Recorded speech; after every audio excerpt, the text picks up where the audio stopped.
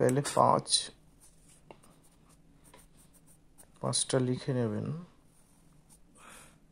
একটু বড় করে নিচের পার্টটা, যাতে মুখটা পাঁচের মাথার উপরের যে দাগটা সেটা দিয়ে টুপি হবে, একটু অ্যাঙ্গুলার হবে, মানে সোজা না। লেফট স্যান্ডে মানে বাঁ দিকে মুখের পার্টটা নিতে হবে, আর নিচের যে থুতনি আছে সেটা একটু বড় হবে। তারপরে আমরা চোখের দাগটা দিয়ে নেব, একদম বাঁ দিকে চশমা, তারপরে নাক, তারপর আরেকটা চশমা, একটু গ্যাপটা বুঝে নেবেন যাতে সমান থাকে। তিনটে গোলের জায়গা হবে। তারপর কানের পাশ থেকে মাথার চুল। বাঁদিকে চশমার ভেতরে আমরা চোখটাকে দেখে নিলাম, তার একটা পার্ট দেখা যাচ্ছে, পরে আরেকটা চোখ এঁকে নিলাম।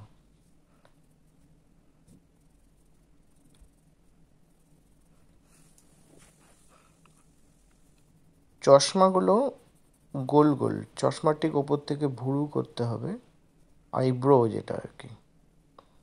আর নাকের নিচে আমরা ঠোঁটটাকে করে দিলাম।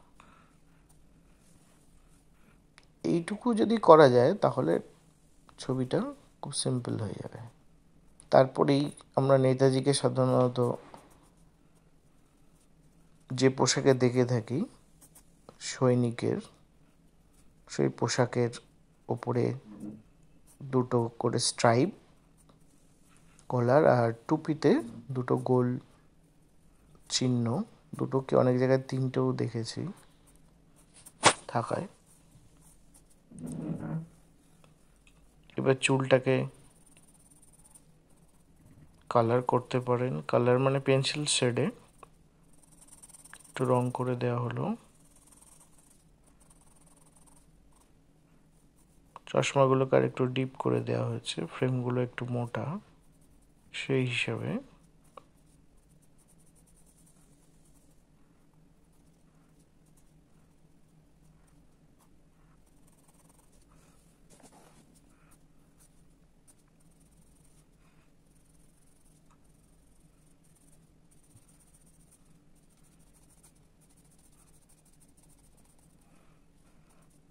এবার এটা আমরা শেড দিয়ে দেবো, টুপিটা, নাকটা, ঠোঁটটা, যেখানে যেখানে ডিপ, কোথাও একটু গাঢ়।